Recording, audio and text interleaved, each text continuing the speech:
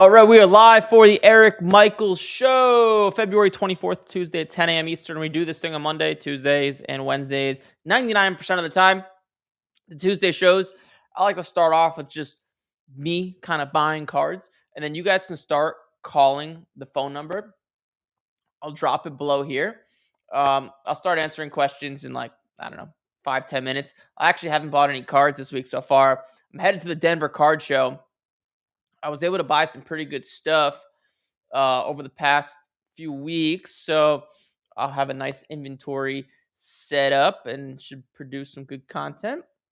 But while I wait for you guys to join, let's go on eBay and buy some stuff. So still buying quarterbacks. If you guys look, it's actually crazy. Jaden Daniels' value is going up, man.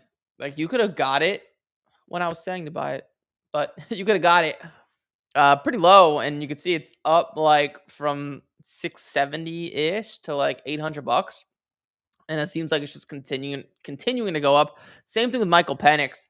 Penix, I think, is up a lot. Like, Penix, if you just look at his Silver Prism PSA 10, wow, this thing is holy crap. So a card like this, I'm not going to say it's too late to buy his stuff, but I purchased this. When did I buy this? February 6th. I bet you I paid $650 for this card. I will at least double my money with that card. But not everybody's up, right? Like McCarthy, I don't believe is up yet. I like to think I'm not moving the market. But who knows, right? You not really, a little bit. It's going up a little bit. It's trending upwards. Nothing crazy. So someone like this, like McCarthy, when he gets announced as the starter, hopefully it will pop up, kind of like Penix did, because Penix's value went up because they traded Kirk Cousins, so he's going to be the starter. But let's look at some cards to buy. I have this nice saved search right here of all the guys who I'm potentially looking to buy. And these are all auctions ending. Downtown Trevor Lawrence, not bad. Jordan Love, mint or better. No, it's not his rookie. When I'm buying this stuff, I only buy rookies when I'm buying in the offseason. Oh, wow, what a nice card. Look at that. Jordan Love is not someone I'm really looking to buy, but this is such a nice card. I think I'm going to have to bid on it. Let me see what this thing sells for. Jordan Love, camo, Prism 2021. Oh, no, 2020.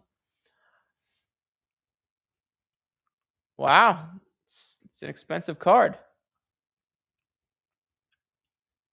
$3,200 in January, $2,300 February of last year.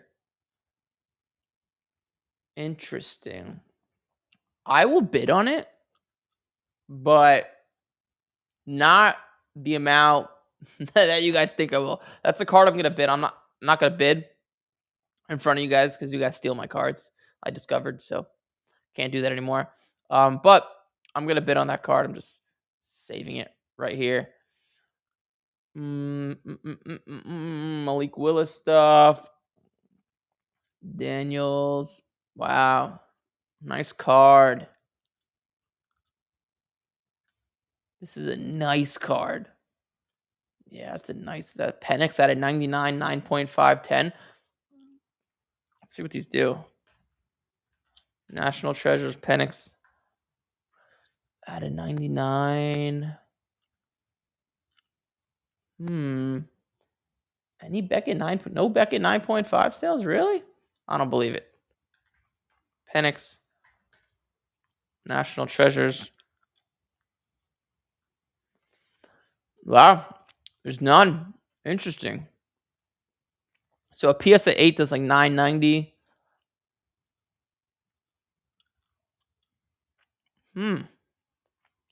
Interesting. This is a fascinating card. PSA 10 did $8,500. Wow, and $3,600. I don't know if this $8,500 sale is real. I like this card so much, I'm gonna have to bid on it right now so I don't forget. What an interesting card. That's a very, very hard card to grade. I may bid on it. Let me think what I'm gonna bid. I'm gonna bid like. There we go. Got that nice bid in. You guys can begin calling down to the phone number below. I'll start taking questions in a little bit. And by the way, just because we've been getting so many callers, I may, in the middle, have to limit it to one question, just as a heads up. Wow, this is an interesting card to crack and grade. Because this has 9.5 corners. You don't see that a lot with Prism. The surface must be botched somewhere. Maybe there. Let's see what this card does. Jaden Daniels.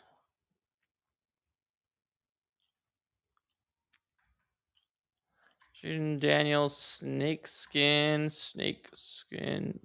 Prism. What do we do? PSA 10 just did 6,500. A Beckett 9.5 did 4,600 late in the season. What's this at? Wow, $600. It's pretty cheap. I'm gonna bid on this. I'm gonna take a crack at. No pun intended. I'm gonna take a crack at cracking that out and grading it. Even if it doesn't, I'm pretty confident I'll make money. All right, let's bid on that.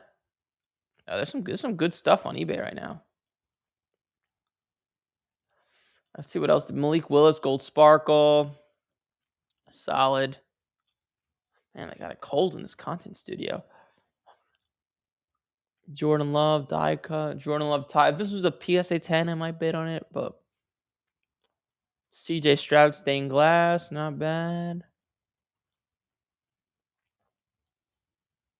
Decent stuff.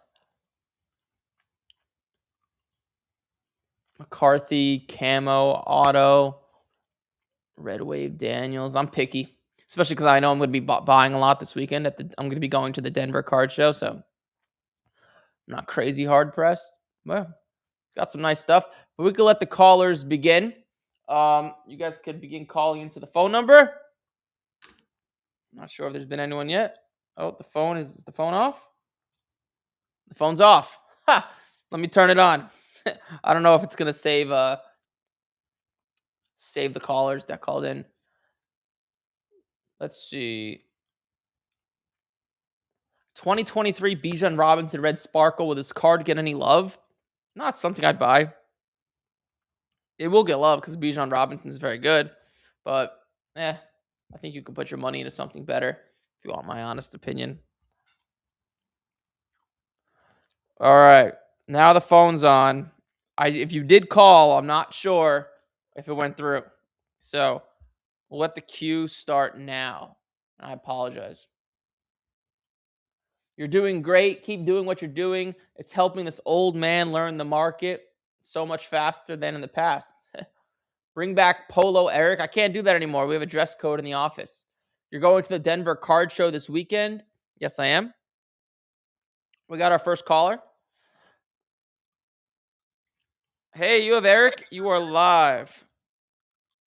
I have a quick question. Go for it. Who's still the guy to start investing in right now? Because I know you said Malik Willis a couple months ago, but I don't know if he's like still a good buy. I'm still buying him. My favorite guy to buy right now, and this is kind of risky, is JJ McCarthy. Like JJ McCarthy, Daniels are probably my top two right now who I'm looking to go after.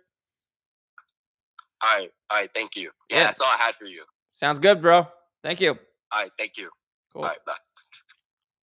Short and to the point. We got the. Oh wait, I think I hung up on you on accident. There we go. Hello. Hey, you have Eric. You are live. Hey, Eric. I've been listening to you for a while. Just got a couple quick questions. Yeah, bro. Scenario. Wanted to run by you. What's your name? My name's Chris. Chris, where are you calling from, yes, Chris? Sir. Minnesota. Cool. All right, let it rip. I I just so scenario one, I bought some cards, kind of, listening to you and stuff last summer before NFL season. Okay. Sold some, made some profits, but I'm kind of sitting on stuff that's gone down, right? So, I got them graded too in that time, and some of them came back a little late into the season. So it'd be like your McCarthy's, kind of a Prism Deca rookie red, Marvin Harrison Jr., Select Dragon Scale, that 110. So just some stuff like that. Jaden Daniels Prism that ended up getting a 9. So just players like that you've been kind of talking about buying the dip on. And I'm still kind of holding the bag, right? These cards are probably, at one point before the season, $100 a piece, and now they're maybe 100, right? Or 150, somewhere in that range. Would you? I'm not strapped for cash. I don't need the money necessarily, but I'd like to move on and get into something different. Would you list them now for sale, or would you wait closer to the season, like August? Well, what do you plan on buying instead? PC cards, like LeBron, Kobe, Yeah. cards like that. So it's just a budget question. So if you're not strapped for cash, then there's your answer. I would hold it if you want to hold it to make an extra, depending on how the market reacts, 10, 20, 30%. It just depends on, obviously how much money you have. Sure. So then I would just wait. I mean, that's stuff most likely is going to go up in value. So Okay. Yeah, I know you usually preach that, but sometimes you're like, nah, get out of it, move on.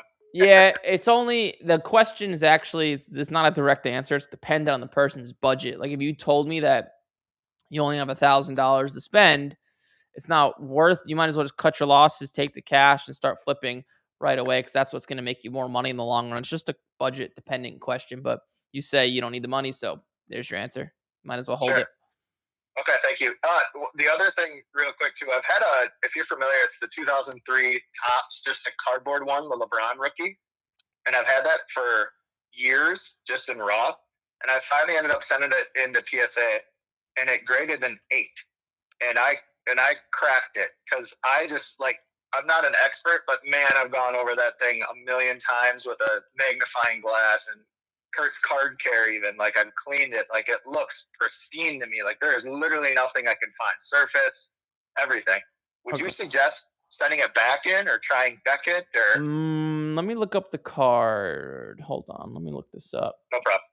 What's I get that it is. What's the name it's of the it? regular Topps, 2003 Topps. It's the regular cardboard LeBron, and it's wild because a raw, even good condition raws, they still only go for like $300, $400, but then a 9 goes for like $1,000, and a 10 is going for like almost $3,000. Is it centered well? Yeah, it looks perfect front and back. I don't know, man. If it got an 8, there must be something glaring wrong with it. A 9, I'd be like, okay, you could be right, but an 8, there must be something like there's nothing wrong with it. You're telling me? Yeah, I swear. I've done my homework like crazy. So I don't know. I'm just curious if you just move on from it raw and sell it or give it another shot. I've never regraded something before or sent it into a different company. I mean, a Beckett 9.5 is 1,100, but if I got a PSA 8, the odds of it getting a Beckett 9.5 are probably not high. Once again, I just have to see the card. My general recommendation would be, I mean, it sounds like you're not in cards to make money. You're just kind of want to buy your PC, right? Yeah, I mean, kind of a little bit of both, but yeah, mainly PC. But if I can find a deal and make something, I will. Yeah, I mean, if the objective was to make money, I would say just sell it. Like even if it's worth, what is it worth as a PSA 8? Like I don't know, 400. And then I see PSA 9s. It says they're worth like 600. So it is that low. Okay, I thought I saw sales that were higher. It's not even worth it. Like it's probably not going to get a 9, and even if it does, it's just not gonna like the odds of it happening are low. And if it does, you're barely making any money after grading fees. It's just not worth it to hold and pray to make a little bit of money. So if it was mine, I would just sell it. I know it's painful. It sounds like you've had the card for a long time, and you hold a little bit of sentimental value to it. You want that thing to be a 10, but I get it. Yeah. I get it, but I don't get it. So I would just sell it. No, I feel you. And just real quick, one last thing. If you watch, I forget the guy's real name. He calls himself Teapots. He works for that Jeff at Sports Cards HQ. Okay. he put out a video, I think it was yesterday or something. I just came across, and this is kind of what prompted my call, but he graded like a 89 Upper Deck Griffey rookie, and then some Pokemon card. Go watch that video. It's wild. He sent it into like Tag, SGC, PSA twice, Beckett twice, and it was all over the map. Sometimes they won't even like grade it because it was too large, like for the holder. Sometimes it would come back a 9, like it was from the same company. Like it's just wild. So what the card? What did the card end up grading? Well, at the end of the run, he sent it into Beckett last again for the second time, and both the Pokemon one and the Griffey Jr. came back authentic only because it was notice of trimming or the card was too big for the Griffey. It's wild. Go watch it. Yeah, I'll give it a look. That sounds interesting. That sounds like an interesting watch. All right, man. Thank you. All right, Chris. Thanks, bro. Thanks for calling in. All right, bye. Bye. All right. Joliet, Illinois is on the map. I think the queue's open after this call, by the way. So, hello. Hey, what's up? You have Eric. You're live. How's it going? What's up, man? What's your name? I'm Kyle. Kyle, what's up, dude? How can I help? So, got a question on a price on a card. So, I recently just bought into a break. Okay. And I pulled a Tyler Warren Select green-black Dragon Scale out of 2. Tyler Warren Dragon Scale out of 2? Yes. Is it Select? Like green-black. Yes, Select. All right. And do you have any idea what it's worth? I don't. That's why I'm calling. Got it. And when did Select come out? I would say within the last 2 or 3 weeks. Let's see. His 1 of 1 seems like it did 4,700. His Select, that's XRC. Hold on. Select tie-dye did like 500. Out of 10 did like 500-ish. Hold on, let me just look something else up. 1 second. I'll give you this is not going to be exact, though. Just as a heads up. Yeah. This is just my rough. Because all his like 1 of 1 sales and out of 10s they're kind of all over the place. Let's see.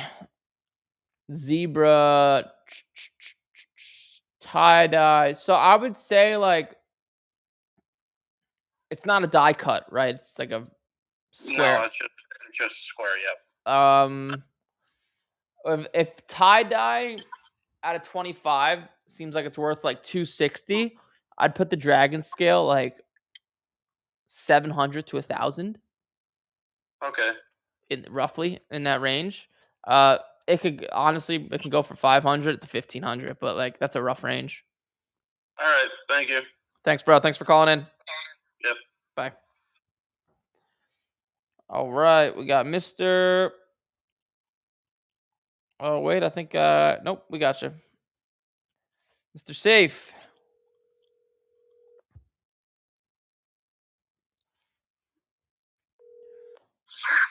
Hello, sir. What's up, Safe? You are live.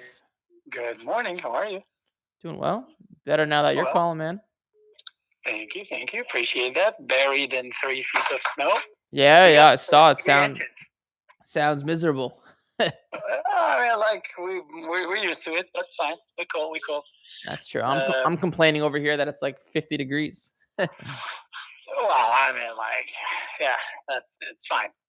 We don't have the alligators and the other issues. That's true, and the hurricanes. So it's a trade-off. Yeah. So, question. I had a Topps Now Paul Skenes that I wanted to ask you about because I got the card. It's an absolutely sweet card. I mean, you could actually I listed on eBay, but I just don't know about the worth of it, and I'm gonna tell you even a better story about it. Okay. The card is Topps Now out of 5 game relic for Paul Skenes, and the number of the card is 763 B. As in Okay. boy. You'll see it listed on my personal eBay for like I think I did like $7,000 with best offer, but I really have no idea what's the worth of it, because I can see his patches out of 5 selling for $1,000, and I've seen patches out of 5 for him selling for $5,000. It's 2024 or 5? No, it's a 5. It's a second year. It has a patch in it? It has a game used patch that's authenticated by Topps, and if you go to their website for like their authentication, they'll tell you that this is the game used patch auto out of 5. I'm not looking at your stream, but you might be able to easily see it on my eBay. Yeah, I'll pull it up. Let's see what we got here. I just want to know what would you feel like this thing worth, because it's really like no idea. Let me see if I can find it. Topps now out of 5 Skenes. You said you have it listed for 7,000? Correct. Oh wow. I ideally want to trade it. I want to get some Ohtani's back, or like a Tom Brady rookie. Are there any of these that have sold? Not out of 5, but any? Not out of 5. I mean, the funny story that I wanted to tell you about is that I put the used redemption card, which I clearly put is as used in the title, and I put in the description that it's, and the actual card is not part of the deal. It's the used redemption, and I put it for auction, and it's up to $510 right now. $510. Somebody wants to pay, which is, for me, I thought it's gonna sell for like $20. I just wanted to do it for the heck of it, but it's up to $510. Okay, so you want to know what this thing's worth? Please, you would do me a huge favor, because I really want to switch that card to something that like I've been looking for like a really nice Ohtani rookie or a Brady rookie, and I want to see like what should I be asking for, and how should I support it when I do my negotiation with a dealer or with someone or something like that. What should I show them? Let's see. Hold on, I'm just doing a little bit of research. It's an absolutely banger. It's a great card. I love it as itself, but I'm not a huge Skenes fan, man. Yeah, I hear you. I'd say this is a rough value. Probably like $2 to $3 grand. In that range? 2 to 3. Probably there's an out of 5 that sold for $1,600, like Topps now without the relic, but it seems kind of low, to be honest. I'm not the expert with the cards like this, but I would honestly, is the card in good condition or no? Great condition. I might grade it. Oh, really? If it's in good condition, sure. Yeah, it's in a great condition. It looks like flawless. The edges look great. I took some good pictures. I put them on the eBay to show and stuff like that. It's in a great condition, but I just wanted to see. Like my first thought was to quickly change it to to something that I know and I'm comfortable with, which is like a hitter or a quarterback. Yeah. That's my first thinking, but if you feel like grading it might be but it has a patch, it has something, so I was kind of like not very motivated or encouraged to grade it, because those patches could make it a 9, and then if it makes it a 9, I don't know, you tell me. Yep, that makes sense. I gotta find a place for my gum. Yeah, that makes sense. So yeah, I would. Yeah, bro, it's tough. I would say two.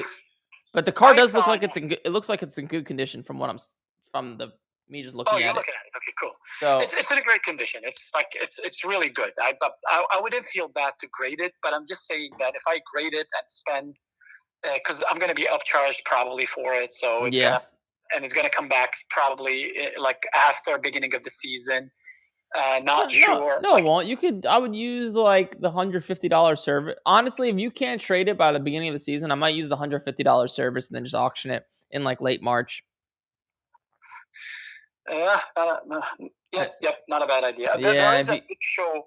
There is a big show coming up in the Boston area, end of March, which is kind of like we have like 3-4 big shows only, but this one is going to be just a little bigger than the usual every weekend show that's small and you see the same people over and over again. Yeah. So my chances in that show that I have an opportunity to actually get a good value for it or a good value back from like a card, because again, I don't need the cash. Fine, if I can switch it for something nice, if I can get a I don't know, like a chrome, maybe a Bowman chrome PSA 9 Brady, that would be cool. Yeah, it's tough because people are gonna rather have a Brady PSA 9 than that Skenes, which is why it might be better to get the cash first and then buy the Brady. You might be able to save yourself a few bucks, but yeah, I would get it graded, man. It looks pretty clean. Yeah, but you know, like I'm getting money from the used redemption, which is crazy. It's unbelievable. Yeah, that is that makes no sense. I don't seriously, Eric. I thought that is going to go for like $20. That if someone is generous, is going to pay me 30. Yeah, bro. You don't know. Like, who knows? That's why like auctions, like because the market's hot. I'm usually against auctions, but with certain cards, not like that Darnold a few weeks ago. I literally thought. I was like, okay, I'll be happy with like $3,000, and then it went for $8,000.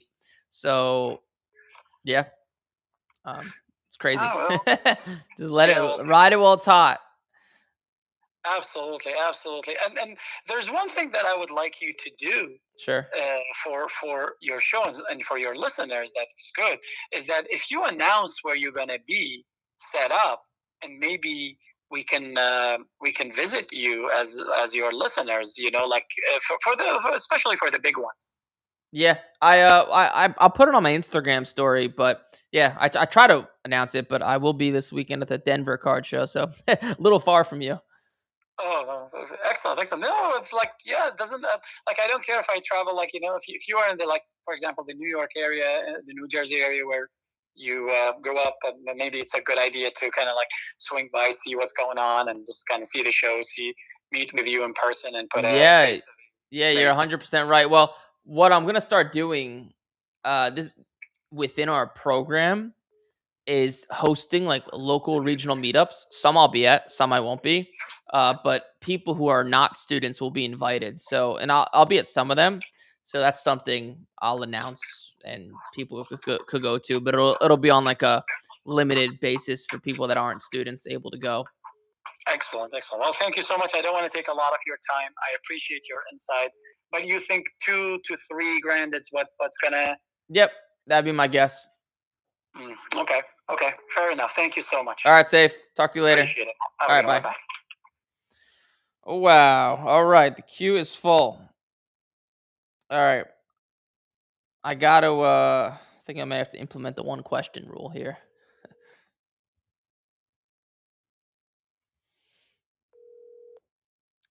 Hey, good morning, Eric. This is Daniel from California. How you doing, man? What's up, Daniel? How are you doing? Pretty good, brother. Looking sharp today, man. Thanks, bro. Appreciate it. I try my best. Heck yeah, man. You got it, dude. I just wanted to make a comment on some like advice you gave. Sure. And then I had a question about a card and what service level I should send it in at. Got it. But yeah, so the advice that you've given was to send in, if you're going to send in like the base service level to PSA, to also send it in with like a higher service level to get it done quicker, or to have them open it up quicker. And so, yeah, I've been intentional. Like the last 5 times I've submitted cards to PSA, I've sent in that bottom service level and then sent in like a couple above that.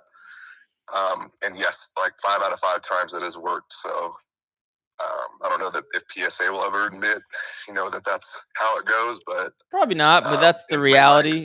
That's just any any company is always going to value the customers that pay them more. So it's just kind of how it works. But yeah, I'm happy it For worked. sure, yes. Yeah, man, yes. I just wanted to kind of put that out there for anybody that, listens, that like it does work, at least in my experience, for sure. Yeah, it does. That's good. Yeah, I'll begin reiterating that a little bit more because it's literally the difference of an extra like few weeks on your grading times. Oh, at least, yeah. Like I mean, every time I've done it, it's like they get the car, or I see that they receive the package, and like 2 days later, it's like already on the grading floor, which is amazing. Yeah, 100%. And then what was you said you had a question on a card, on a card. So yeah, it's a Cooper flag. The top's chrome. It's a skylight refractor. Top's chrome. Sounds expensive. I mean, it's definitely a little more up there as far as like their the variations go. Skylight refractor. Okay, I see it here. Yeah, so the PSA 10 pop is low. Like I think I would imagine it's the first one. It went for $10K, which $10,000. Holy shit. Yeah, which I'm not like naive to think that that's if I send it in, that's what I would get, because I'd imagine it was the first one that sold at a PSA 10. But my question is, like, I bought that raw. I'm getting it like at the end of the week. What service level would you suggest I send that in at? To kind of catch, I guess, the lower pop and maybe making a few more dollars. So PSA 10, I assume you paid anywhere in the ballpark of $500 to $700. It was like $435, I think. Oh wow, nice. Oh, you paid well. Yeah. If it was me, let's see this card. So the gem rate on it's about 28%. So it's not easy to get. It's not easy to get a 10. Yeah. I'm gonna imagine a PSA 10 is actually worth. You're gonna make a lot of money, $1,500 to $1,800. Okay. And then, what service level would I use? Is the question. Right. And let me just look at the service levels. So I would use, if it was me. So PSA 9s are. So you bought it for $430. PSA 9s are like $500 to $600. So if it gets a 9, you'll, depending on the service level you use, I would go with the $80 service level. Okay. The regular. Okay. If you're feeling like, honestly, what I would actually do is I'm aggressive. I'd go for the 150. But right, like, that's honestly what I was thinking too. Yeah, my advice to you, you're gonna lose money. It depends on how clean the card looks. If I'm confident it's clean, I'd go the 150. If I'm like, meh, okay, I'd go the 80. Okay, cool. Yeah. Yep. That sounds like a great plan. That's honestly the 150 was what I was thinking too. Yeah, because I grade it like a 60 or 70% like gem rate. So nice. I definitely know like what to look for. I mean, those cards are a little harder just because there's so much going on the card. I'm sure it's easy to miss something, but okay, perfect, awesome. Thank you so much. And yeah, in a couple of weeks I do have a Zoom call with you guys, so I'm hoping that goes well. And nice. Do you know who you're speaking to? Which one of the coaches? Am I allowed to say on? Yeah, just say his first name. Yeah, sure. Sam. Sam. He's a good one. He knows his shit. For sure, yeah. So yeah, he's pretty stoked when giving him some of the information. He's like, yeah, I mean, it sounds like you've been doing this for a little bit, so this makes it a heck of a lot easier. Yeah. So. He'll be able to show you, like, take what you're doing right now and put it on steroids. No, that's exactly what I want to be doing, man. I want to be where you're at some point, bro, for sure. Yeah, well, he'll help get you there. Awesome. But cool. Any other questions? Nope, that's all. I appreciate you, Eric. Thank you so much, man. All right. Have a great day. Sounds good. Bye-bye. Bye-bye. All right, everybody. I got to implement one question rule because this is the most amount of callers I've ever seen. There's a lot. So let's see. Syracuse, New York. Hello? Hey, you have Eric. You're live. Hey, how's it going? What's up? I have a card that I want the value of. It's a 1/1 2018 Panini Flawless Josh Allen white box. Okay. It's a PSA 9 and an Auto 10. And you're asking, you want to know what it's worth? Yeah, what is it worth? And because I'm thinking about purchasing it. Okay. So wait. So say it again one more time. It's a 2018. You said. Yeah, 2018 Panini Flawless Josh Allen White Box 101 RPA PSA 9 and an Auto 10. Okay. Is it the one of him? Is it like the dual patch? It's not a dual patch. It's like a tricolor. It's a white, red, and blue one patch with his signature underneath. The card horizontal. is horizontal. Okay, horizontal. So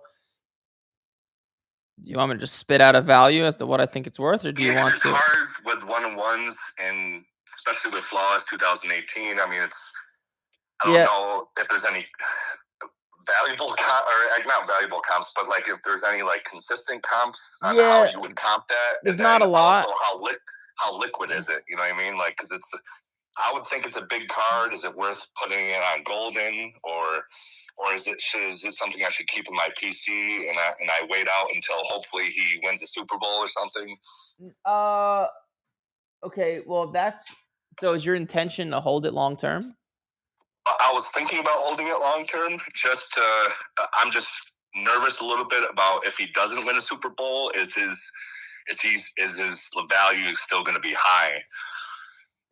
Yeah. I mean, his value is already high. He's already really good. People recognize that, and then also because it's a white box, it comes out like later, so it's not as liquid. It's not like a real rookie card, or at least that's not how people treat it.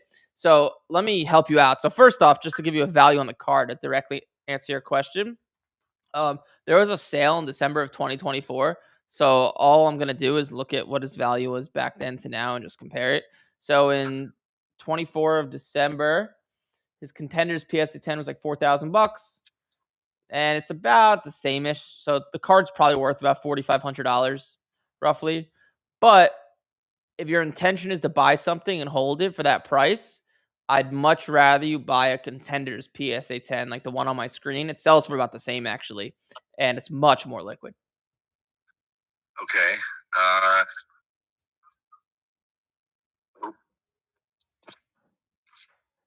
Does that make sense? Yes, it makes sense. So I think they were selling it for like $7,500. So it's not even anywhere close to worth that. Nah, I wouldn't. Yeah, I would just buy a Contenders PSA 10. They're all over the place. They're very liquid, very premium cards. Okay. All right, yeah, that's all I had. I appreciate your time. Sweet, man. Good luck. Thanks. Thanks, bro. Bye. Let's see. That was Syracuse, New York. And up next is Indiana.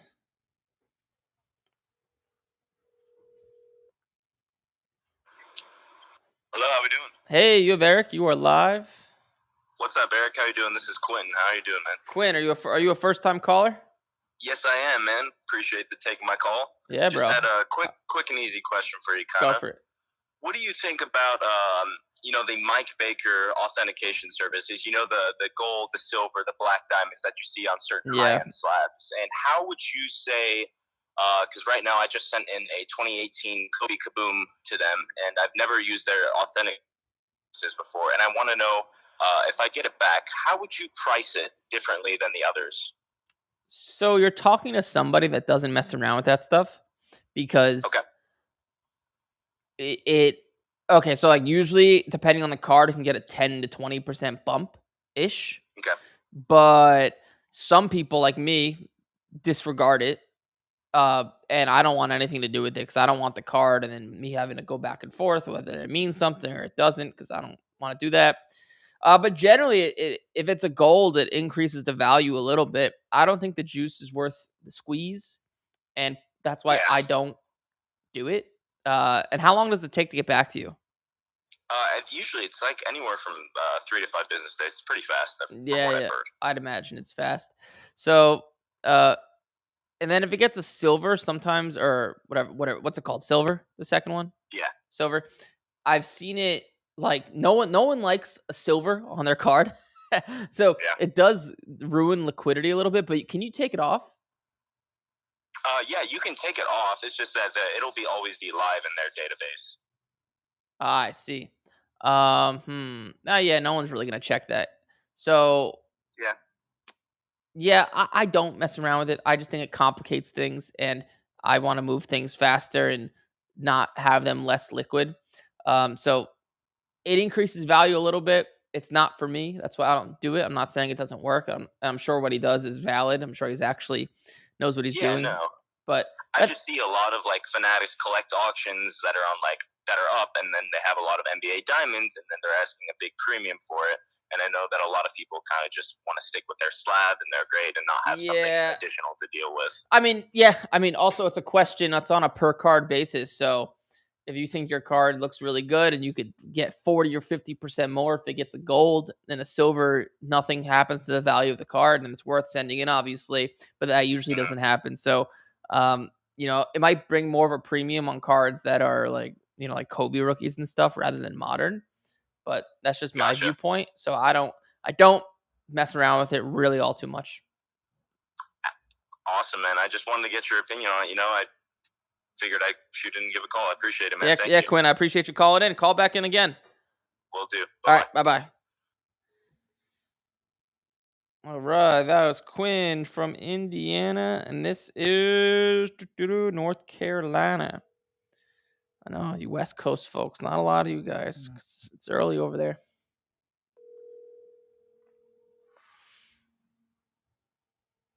Hello,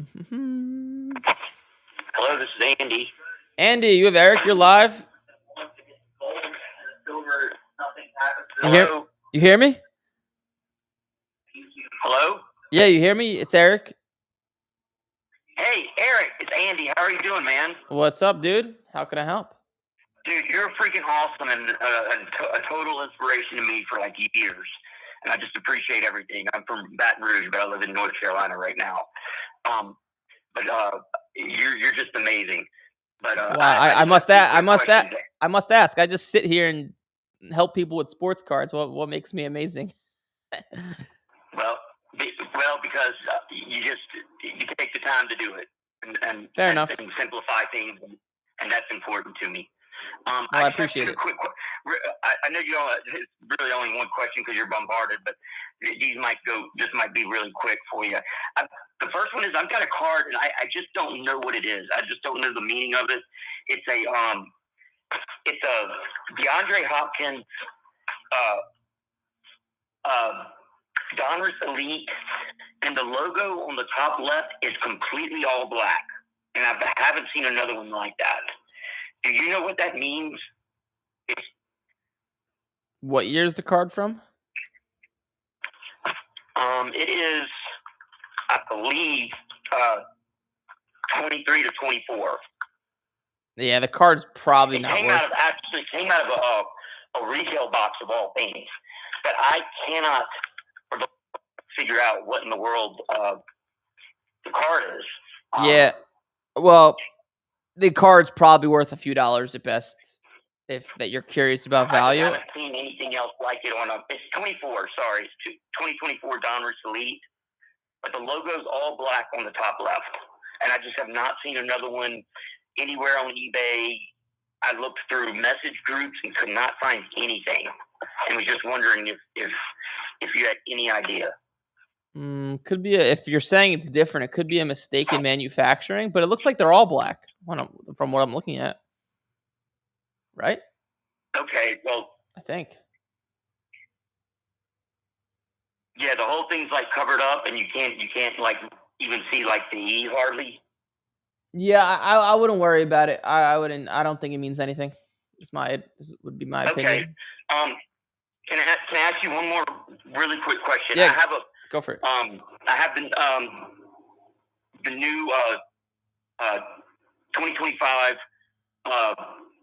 Prism, and I have the Paige Becker's rookie, the blue Pulsar, numbered to 199.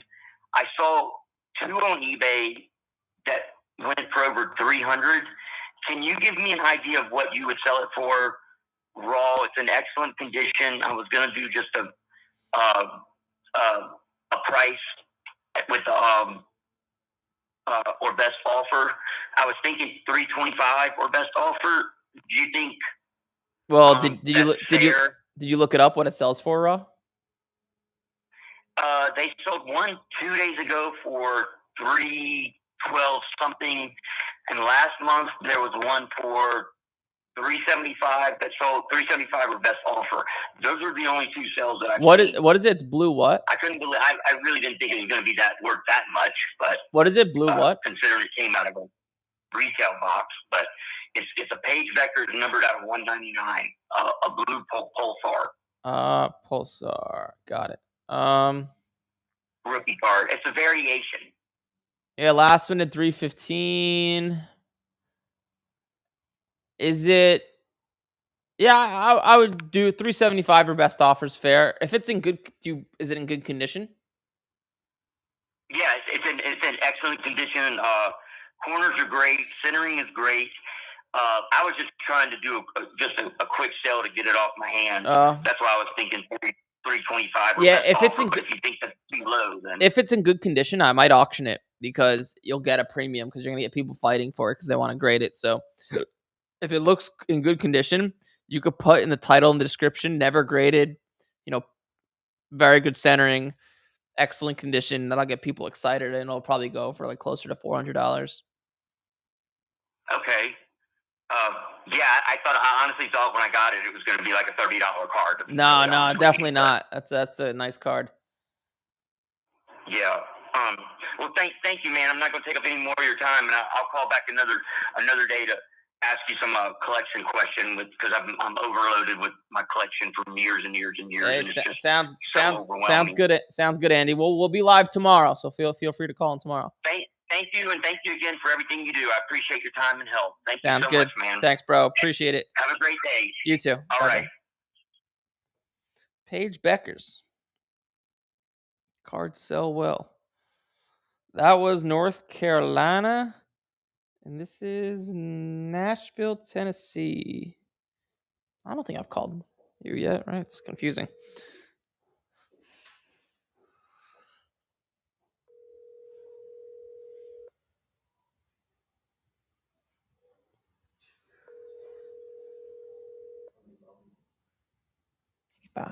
Your call has been forwarded to voice. Oh, Nashville, sorry. Gotta skip you, buddy. That was Nashville. We called North Carolina. Kansas, you are up, man. I think the queue is open after this, I believe.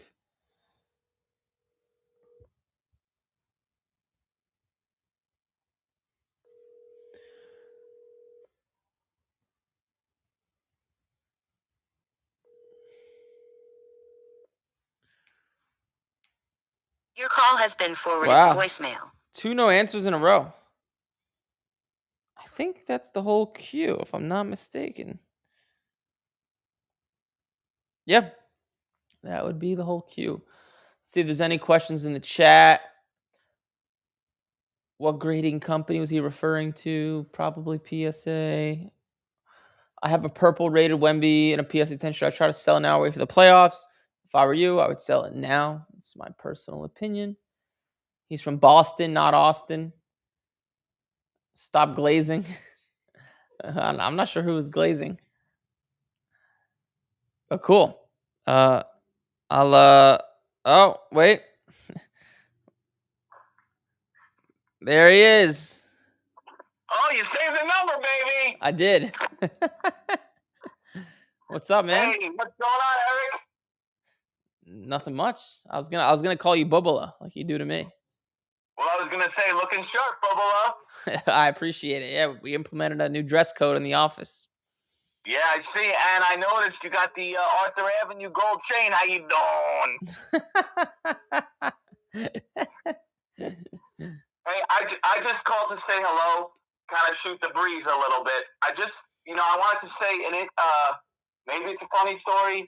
Yeah. Maybe it's not, but the first time I ever saw your content was a long time ago, and you did this short video of talking about selling cards. I don't know if this was you. I think it was selling cards and making sure to try to get people they like the blue color cards the best, so those are good ones to sell.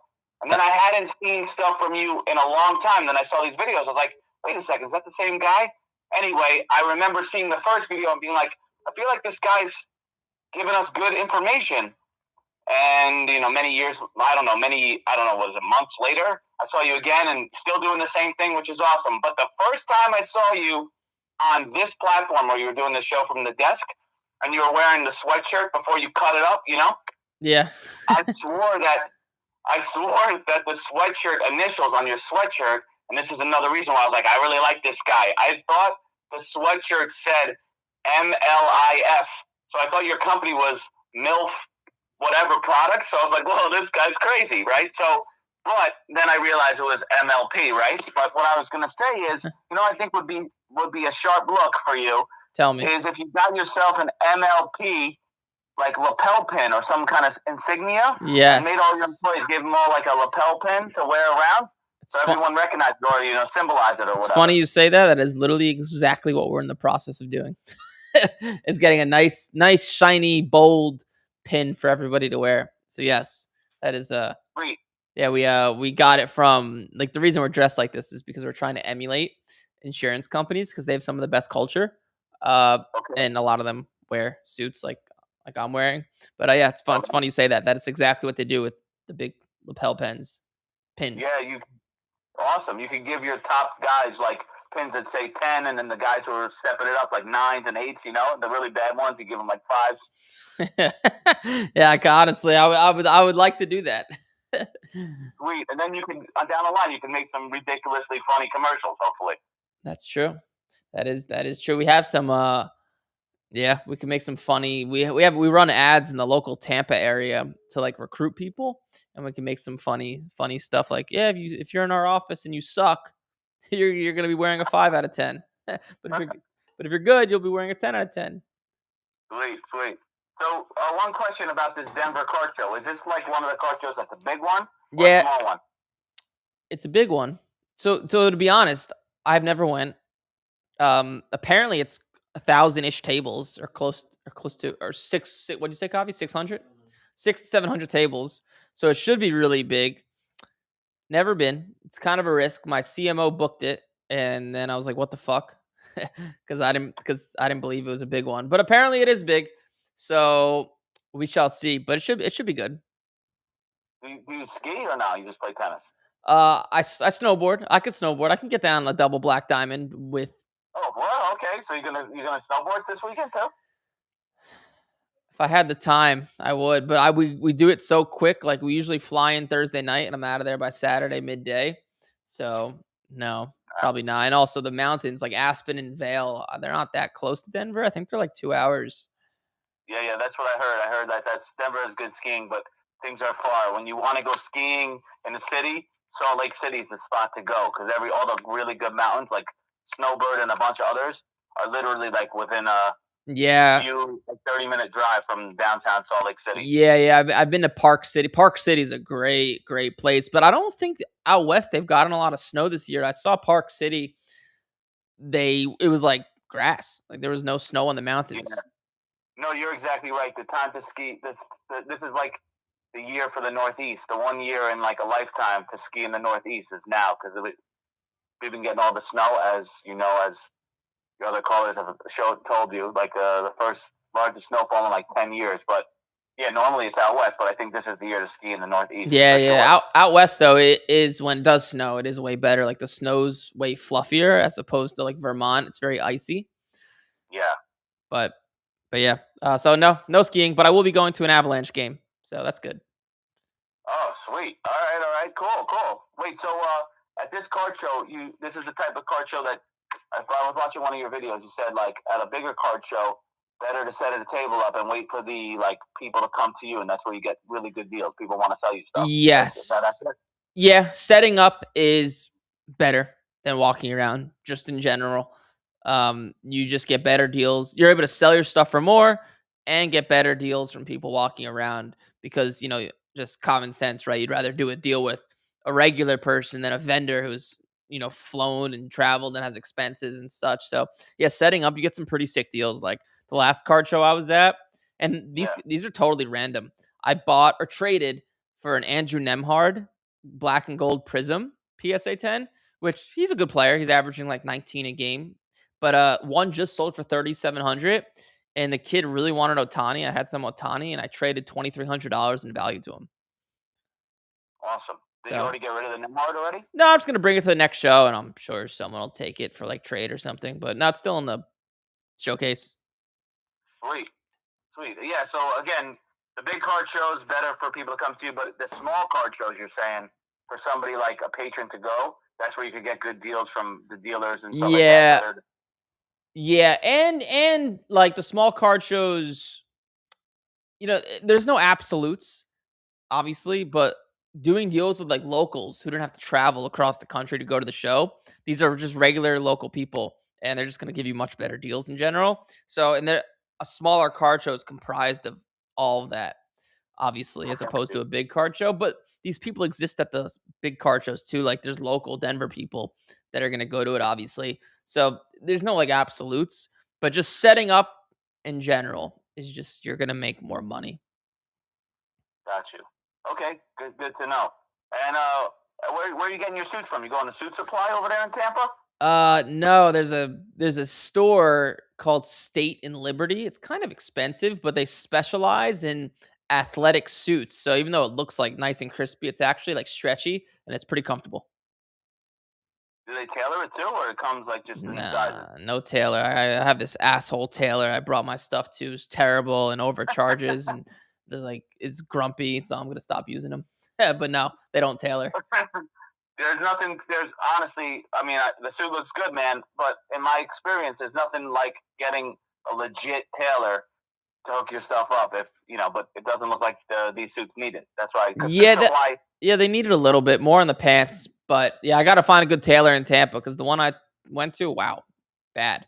And did a bad job too. Not only is an asshole and expensive, but like you can't see it, but like kind of screwed up my pants. They didn't like taper them correctly, made it a little too short, so I got to go back now. Yeah, Tampa Taylor, PSA 5, bro. I think that's where I learned about it. Suit Supply, when I got a suit from Suit Supply the first time, and when back in the day, I think Suit Supply, I don't know if they do it anymore, but when you bought a suit from Suit Supply, they would tailor it for free for you with your purchase. That's good.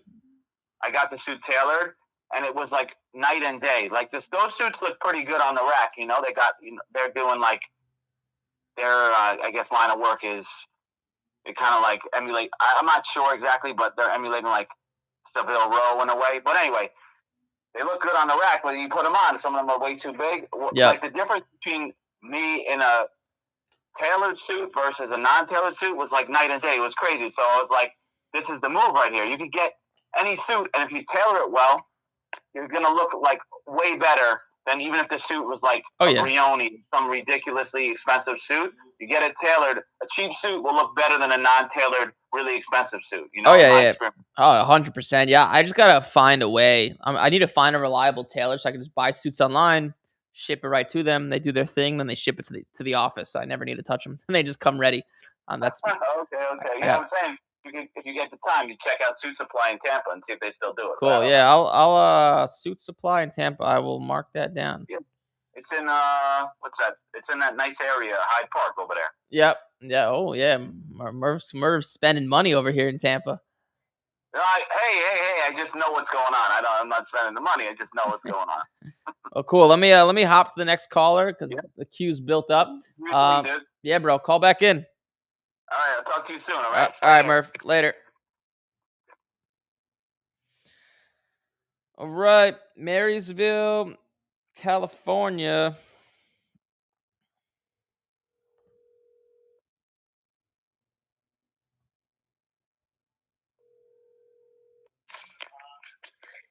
Yo, what's up?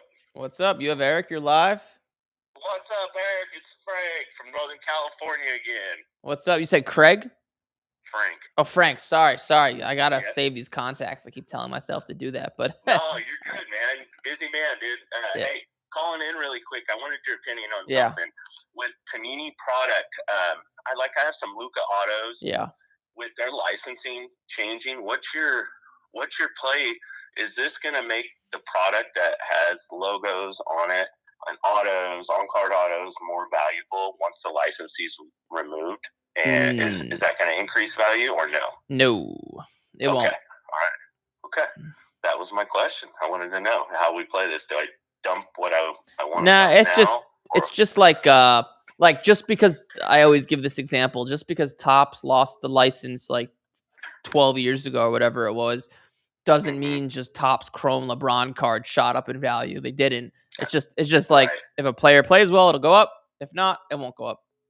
Got it. Okay. Well, that's the reason I asked. I wanted to see what your opinion was. Sweet. Cool. Awesome. All right, Eric. I'll catch you later. Buddy. All right, Frank. Later. All right. See ya. Bye. All right, Kansas, you called back. We called you. We missed you.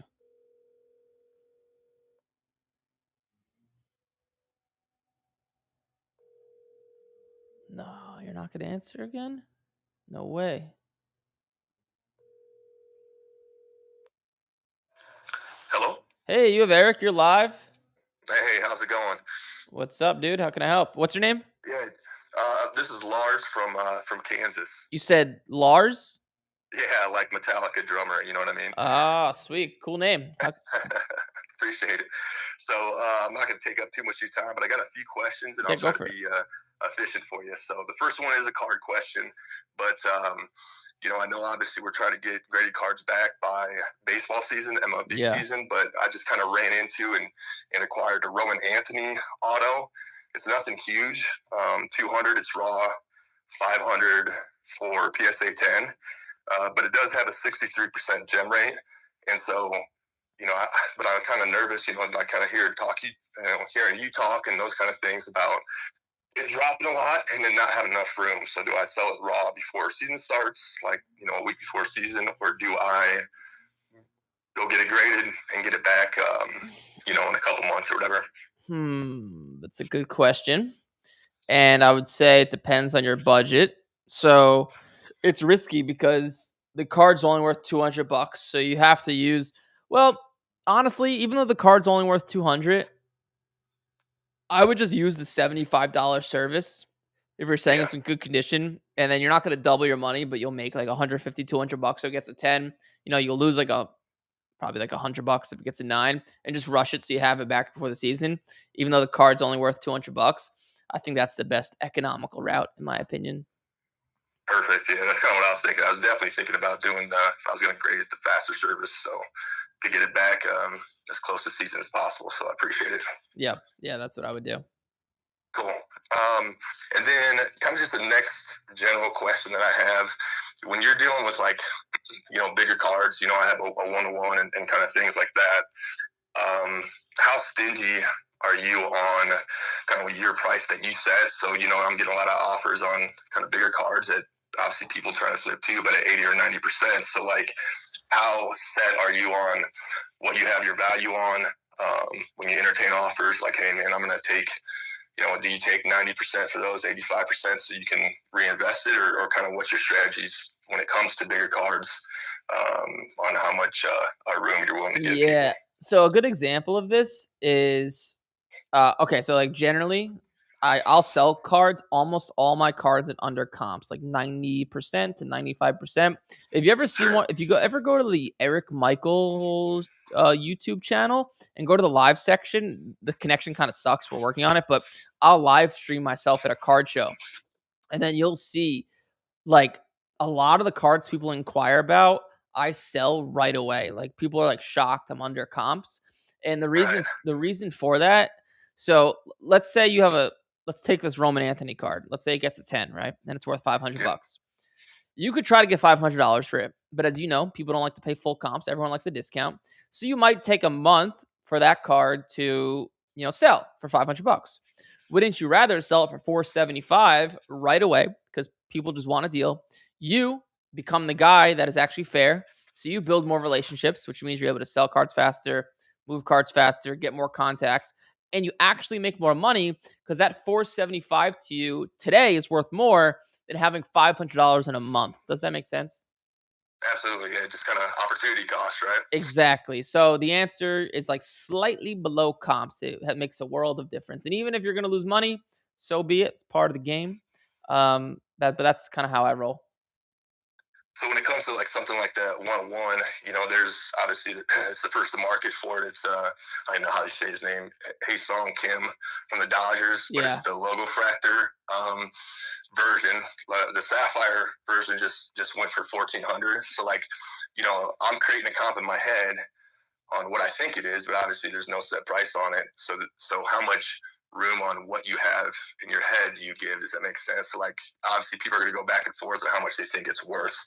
So that's kind of the one that I'm struggling with, because it's like, okay, I second guess myself, like, oh, maybe it isn't worth 1,400 or 1,500 or 2,000 or whatever. And so how much do I go down on what I have set in my head of how much it's worth?